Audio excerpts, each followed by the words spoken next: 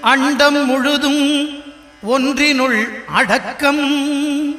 அதுவே ஆனை முகமெனும் ஓங்கார விளக்கம்.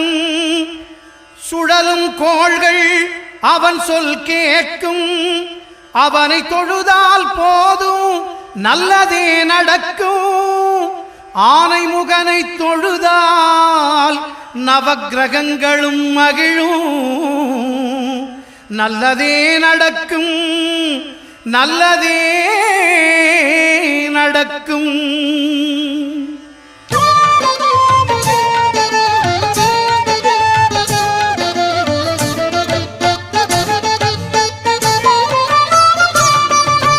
ஒன்பது கோளும் ஒன்றாய் காண அங்கு கற்பகம் என்னும் கடவுளின் மெய்யில் ஒன்பது கோளும் ஒன்றாய்